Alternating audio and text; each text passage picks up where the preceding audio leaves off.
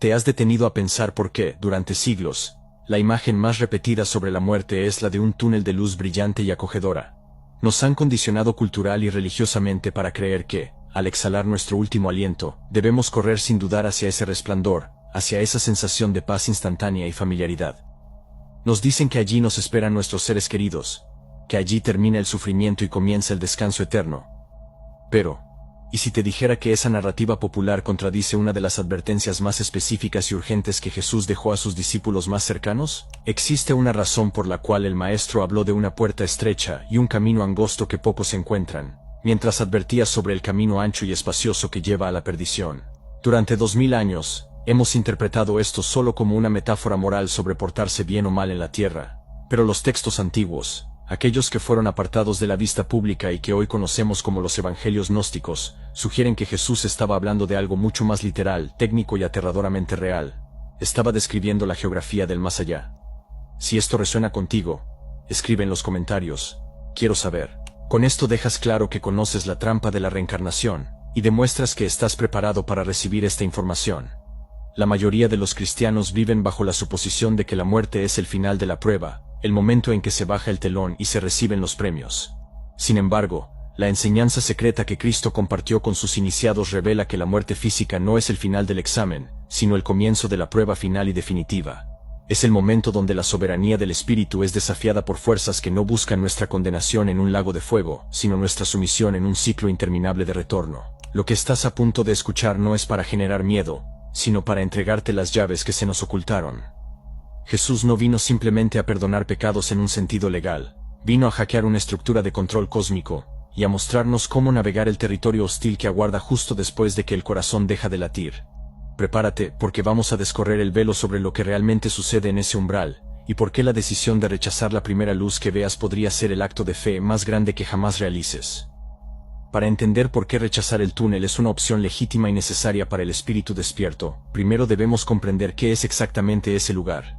No estamos hablando de un cielo abstracto ni de nubes etéreas, sino de una estructura altamente sofisticada, una maquinaria espiritual que los textos antiguos describen con precisión de ingeniería. Cuando el espíritu se desprende del cuerpo físico, la primera sensación suele ser de una ligereza absoluta, seguida inmediatamente por una atracción magnética. Imagina un vórtice inmenso, una espiral de luz blanca, dorada y a veces azulada que ejerce una fuerza gravitatoria sobre tu cuerpo astral. Esta luz no es solo visual, es emocional. Transmite ondas de una paz que parece sobrenatural, una euforia química que inunda la conciencia y disuelve, momentáneamente, todo el miedo a la muerte. Es un diseño perfecto para un propósito específico, la recolección. Aquí es donde debemos volver a las Escrituras con ojos nuevos. El apóstol Pablo, quien tuvo experiencias místicas profundas, y afirmó haber sido arrebatado hasta el tercer cielo, nos dejó una pista crucial en su carta a los Efesios. Él escribió que nuestra lucha no es contra sangre y carne, sino contra principados, contra potestades, contra los gobernadores de las tinieblas de este siglo, contra huestes espirituales de maldad en las regiones celestes. Nota que Pablo sitúa a estas entidades, a estos gobernadores, específicamente en las regiones celestes, es decir, en los cielos intermedios que el espíritu debe atravesar tras la muerte. En la cosmología que Jesús reveló a los elegidos, estos seres son conocidos como los arcontes, palabra griega que simplemente significa gobernantes o autoridades. Ellos son los arquitectos de este sistema de realidad y los administradores del túnel. El túnel, por lo tanto, no es la entrada al reino del Padre verdadero, ese Dios innombrable e infinito que es puro amor y libertad. El túnel es la boca de la granja, la entrada a la zona de procesamiento administrada por el demiurgo, la entidad que se hace pasar por Dios y que se alimenta de nuestra devoción, nuestra energía y nuestra ignorancia. La distinción es vital. La luz verdadera, la luz del pleroma o la totalidad, no necesita seducirte ni atraerte magnéticamente porque tú ya eres parte de ella. Es un estado de ser, no un lugar al que vas. La luz del túnel, en cambio, es externa, tecnológica y coercitiva. Es una luz que deslumbra para cegar. Dentro de este vórtice, la trampa se vuelve aún más sofisticada mediante el uso de proyecciones holográficas. Muchos de los que han tenido experiencias cercanas a la muerte reportan haber visto a sus abuelos, a sus padres fallecidos, o incluso a figuras religiosas como Jesús, Buda o la Virgen, esperándolos con los brazos abiertos al final del corredor luminoso. Esto es extremadamente difícil de procesar emocionalmente. pero debemos aplicar el discernimiento del espíritu. ¿Por qué el creador del universo necesitaría usar la imagen de tu abuela para convencerte de entrar al cielo? La respuesta incómoda que los textos prohibidos nos dan es que esos no son tus seres queridos. Son máscaras, proyecciones generadas por los arcontes, diseñadas específicamente para bajar tus defensas. Saben que si te presentaran su verdadera forma, monstruosa y mecánica, huirías inmediatamente hacia la oscuridad exterior en busca de tu propia luz. Pero al presentarse con rostros amados, utilizan tu propio amor y tu apego terrenal, como la cadena que te ata. Es una manipulación psicológica de alto nivel. Esta zona intermedia, este cielo inferior, es una región de ilusión densa. Se siente real, se siente sagrada, pero es una simulación construida con un solo fin: asegurar que el espíritu no recuerde su origen divino y soberano. La paz que se siente allí no es la paz de la liberación, sino la sedación de la anestesia antes de la operación. Es una paz pasiva, narcótica, diseñada para que el espíritu entregue su voluntad voluntariamente. Al aceptar entrar en esa luz y ser recibido por esas figuras, el espíritu está dando, sin saberlo, su consentimiento para ser procesado por el sistema. Está aceptando la autoridad de los gobernadores de este siglo sobre su destino eterno. Jesús enseñó a sus discípulos a identificar estas potestades, a no dejarse impresionar por su brillo y a no entregarles el poder, incluso si se presentan vestidos con ropajes de gloria. La verdadera soberanía comienza cuando somos capaces de mirar a esa luz deslumbrante y decir: no te reconozco, no te doy permiso, y exijo ver la realidad tal cual es. Si el túnel es la entrada a la oficina de administración de los arcontes, lo que sucede a continuación es el proceso burocrático más importante y peligroso por el que pasa un espíritu: la revisión de vida. Casi todas las tradiciones, desde el libro tibetano de los muertos hasta los reportes modernos de regresiones hipnóticas, coinciden en este evento. Te encuentras ante la presencia de seres de luz, a menudo sentados en un tribunal o consejo, y se te muestra una película panorámica y holográfica de toda tu existencia en la Tierra. Puedes sentir cada emoción, cada dolor que causaste a otros, cada momento de ira, cada oportunidad perdida. Pero aquí está el gran engaño: se nos ha dicho que esto es una herramienta de aprendizaje, una forma de crecimiento espiritual. La perspectiva gnóstica, sin embargo, sugiere que es una herramienta de coerción emocional. El propósito de esta revisión no es que aprendas, sino que te sientas culpable. El sistema utiliza tu propia empatía y tu conciencia divina en tu contra. Al hacerte revivir el dolor que causaste, los administradores del sistema te inducen a un estado de deuda kármica. Te dicen: mira cuánto daño hiciste, mira cuánto te faltó por aprender, no estás listo para graduarte, todavía eres imperfecto. Esta táctica genera un sentimiento de insuficiencia tan profundo que el espíritu mismo, abrumada por la culpa y el deseo de rectificar, termina pidiendo volver. Es la estafa perfecta. Ellos no te obligan a reencarnar a la fuerza, te manipulan para que tú mismo lo solicites. Te convencen de que necesitas otra vida para pagar tus deudas, para equilibrar la balanza, para terminar la misión. Pero la misión nunca se termina, porque el sistema está diseñado para generar más karma, no para resolverlo. Es en este punto donde quiero hacer una pausa y preguntarte algo directamente. Mírate a ti mismo y a tu vida actual. ¿Alguna vez has sentido, en lo más profundo de tu ser, una especie de cansancio antiguo? No me refiero a cansancio físico por el trabajo, sino a una fatiga del espíritu, una sensación persistente de que ya has pasado por esto 1000 veces, de que estás atrapado en una rueda de hámster gigante, repitiendo las mismas lecciones, los mismos dolores, las mismas luchas, vida tras vida. ¿Has sentido alguna vez que este mundo, por más bello que sea a veces, no es tu verdadero hogar y que fuiste traído aquí bajo pretextos falsos? Si esa intuición resuena contigo, te invito a que compartas tu experiencia ahora mismo en los comentarios. Tus palabras son una señal de que la memoria de tu espíritu está empezando a romper el velo del olvido. Y hablando del olvido, esa es la pieza final de esta mecánica de retorno. Una vez que el espíritu acepta, bajo la presión de la culpa y la promesa de evolución, volver a la tierra para intentarlo de nuevo, se le hace pasar por un proceso de borrado de memoria. Los griegos lo llamaban beber de las aguas del río Leteo. Los gnósticos hablaban de la copa del olvido. Antes de ser enviado a un nuevo cuerpo, a una nueva prisión de carne, se te despoja de todo el conocimiento que has adquirido. Se te quita el recuerdo de quién eres, de dónde vienes y de que acabas de ser engañado. Te envían de vuelta al campo de juego sin el manual de instrucciones, ciego y amnésico. Piénsalo fríamente. Si la reencarnación fuera realmente una escuela para el aprendizaje y la evolución del espíritu, ¿por qué se nos borra la memoria? ¿Cómo puede un estudiante aprender de sus errores si no recuerda el examen anterior? Si no recuerdas la lección, estás condenado a repetir el error. Esto demuestra que el objetivo del sistema no es la evolución, sino la repetición. El borrado de memoria garantiza que el espíritu permanezca atrapado en la rueda del samsara, alimentando al sistema con sus emociones, sus luchas y su energía vital, siglo tras siglo. Es un reciclaje perpetuo de espíritu divino convertido en combustible para una realidad material defectuosa. Esta es la situación crítica en la que se encuentra la humanidad. Estamos atrapados en un bucle cerrado, entrando y saliendo del túnel, aceptando misiones que no podemos cumplir y volviendo a empezar desde cero. Era necesario que alguien o algo rompiera este ciclo desde afuera.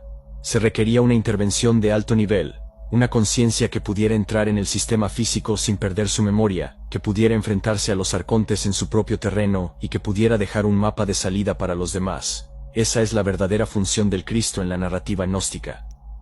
No vino a fundar una religión institucional, vino a ser el rompedor de cadenas, el que infiltró la matriz para dejarnos los códigos de acceso que desactivan la trampa del túnel.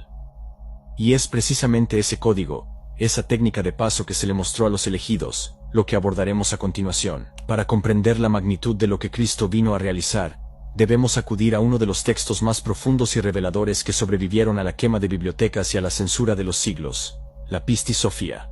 En este documento, que narra las enseñanzas de Jesús a sus discípulos durante los 11 años posteriores a su resurrección, se nos presenta una imagen del Salvador muy diferente a la del predicador rural que nos muestra la tradición canónica.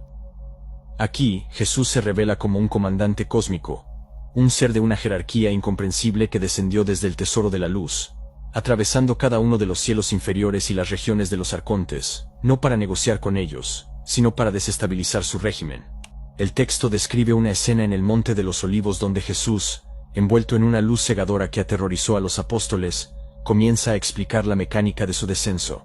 Les cuenta que, al bajar a la tierra para tomar un cuerpo físico, tuvo que pasar por las regiones de los arcontes, los gobernadores de las esferas planetarias. Pero a diferencia de los espíritus que son detenidos, borrados y reciclados, Jesús pasó investido de un poder que los guardianes no pudieron soportar. La Pistis Sophia relata que cuando las entidades que gobiernan el destino vieron la vestidura de luz de Jesús, se agitaron y sintieron un terror absoluto. Sus tronos se estremecieron y las luces de sus reinos perdieron fuerza. Por primera vez en la historia de este sistema solar, alguien había entrado sin permiso y sin someterse a las leyes del destino mecánico.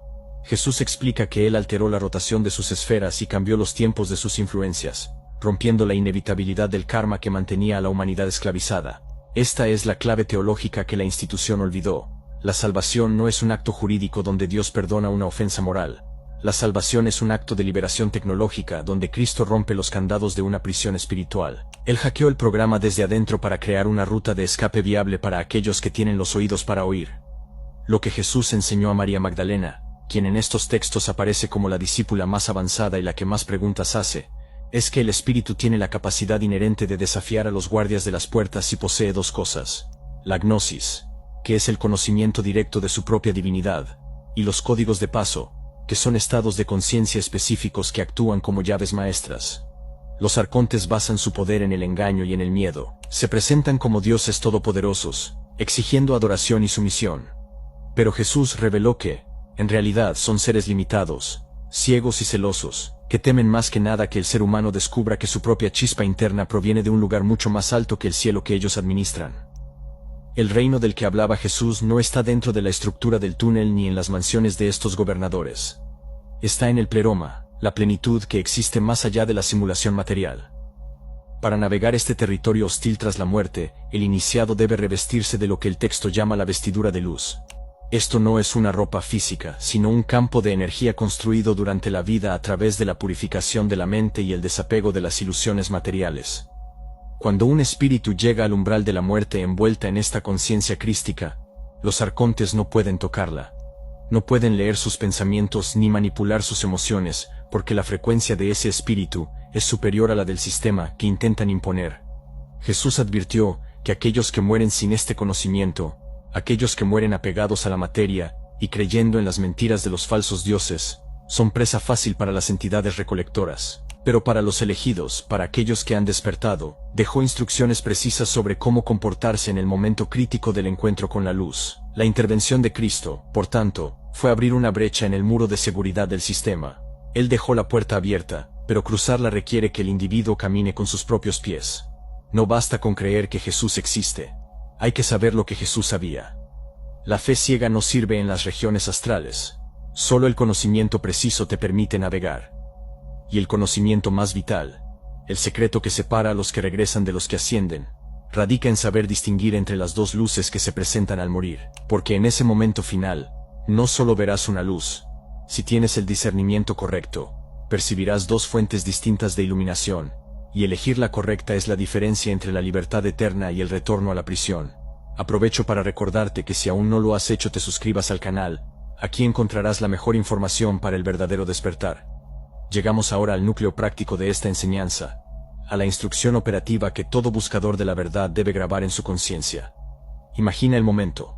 Tu cuerpo físico ha cesado sus funciones, el cordón de plata se ha roto y te encuentras flotando en la inmensidad, recuperando la lucidez de tu espíritu. Inmediatamente, el vórtice se abre. La luz blanca, brillante, magnética y seductora aparece ante ti, tirando de tu centro emocional como un imán gigante. Sientes la presencia de tus supuestos familiares, sientes la promesa de descanso, sientes la inercia que te empuja a dejarte llevar. Este es el momento de la verdad. Este es el momento para el cual te has estado preparando. El protocolo de los elegidos comienza con un acto de voluntad suprema: detenerse. Debes resistir la atracción magnética. Debes plantar tu soberanía espiritual y negarte a ser arrastrado. La instrucción gnóstica es radical. Da la espalda a la luz del túnel. Esto suena contraintuitivo y aterrador para la mente condicionada, porque nos han enseñado que la oscuridad es mala y la luz es buena. Pero en el plano astral, la luz visible suele ser una trampa tecnológica. Al girarte, al rechazar la oferta inmediata del sistema, te encontrarás mirando hacia lo que parece ser un vacío oscuro, un espacio profundo y silencioso. No tengas miedo. Esa oscuridad no es el mal, es el útero del universo real, es el espacio virgen antes de la manifestación. Y es en ese silencio donde debes buscar la segunda luz, la luz verdadera. La diferencia entre ambas es inconfundible si sabes qué buscar. La luz del túnel, la luz de los arcontes, es externa. Viene de un punto específico, tiene bordes, y se siente caliente, eléctrica y emocionalmente turbulenta. Te provoca euforia, nostalgia, arrepentimiento o anhelo. Es una luz que te pide algo, que demanda tu atención y tu movimiento. Por el contrario, la luz del pleroma, la luz de tu verdadero hogar, no viene de afuera, emerge desde adentro y se expande. Es una luz estática, no magnética. No tira de ti. No te grita ni te seduce. Es infinitamente más brillante que la luz del túnel, pero no ciega ni quema. Es una luz fresca, de un blanco purísimo o a veces transparente, y su característica principal es el silencio. Transmite una sensación de paz que no es emocional, sino ontológica. Es la paz de ser completo, de no necesitar nada. El protocolo exige que te quedes quieto. Mantén tu centro. Ignora las proyecciones holográficas de ángeles, guías o parientes que intentarán convencerte de que estás cometiendo un error, que vas hacia la oscuridad, que debes volver al camino iluminado. Pueden decirte que te estás condenando. Pueden intentar asustarte con imágenes demoníacas o seducirte con visiones paradisíacas. Todo es teatro. Si te mantienes firme, si declaras con autoridad soy un ser soberano, hijo del Padre inefable, y no consiento a vuestro dominio, empezarás a ver cómo la realidad del túnel comienza a parpadear. Como un programa informático que falla, la ilusión no puede sostenerse ante una conciencia que no le da energía. La técnica del silencio es tu mayor arma. Los arcontes se alimentan de reacción.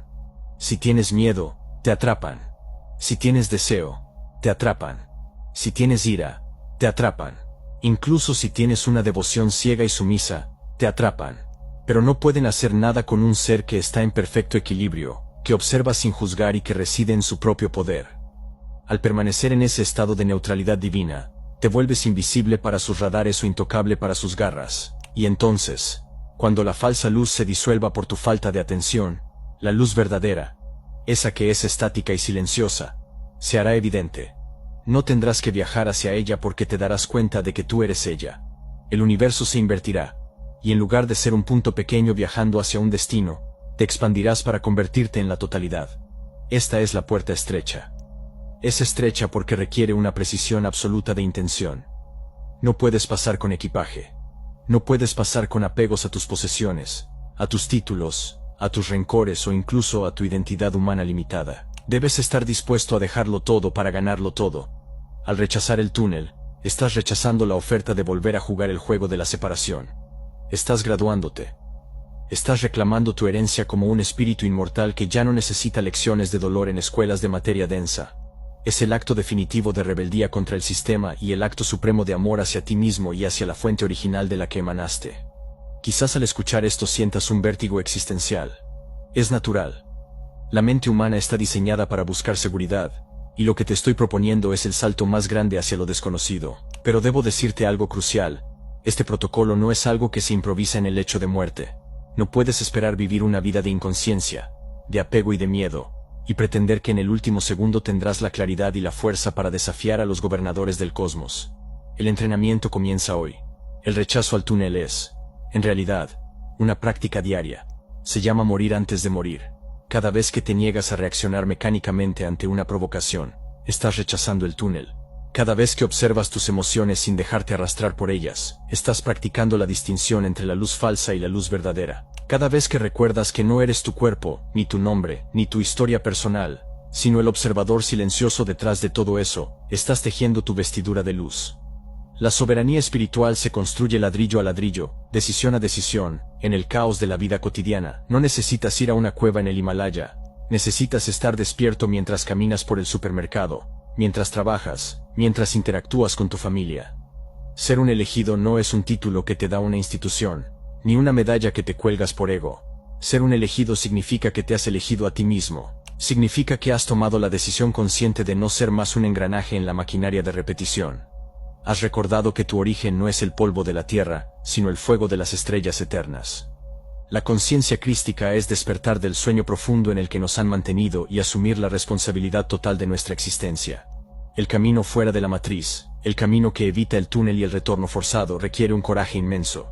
Requiere que estés dispuesto a soltar la mano de lo conocido para abrazar la infinitud de lo que realmente eres. Pero no estás solo. El mismo Logos que rompió las puertas hace 2000 años reside en tu interior como una semilla esperando germinar. Tienes la autoridad, tienes el conocimiento y ahora tienes el mapa. La próxima vez que mires al cielo, no busques a un Dios lejano que te juzga, busca el silencio en tu propio corazón, porque ahí, y solo ahí, está la puerta de salida que nadie puede cerrar. La libertad no es un regalo, es una conquista. Y tu batalla por la eternidad empieza ahora mismo. Nos vemos en un próximo encuentro.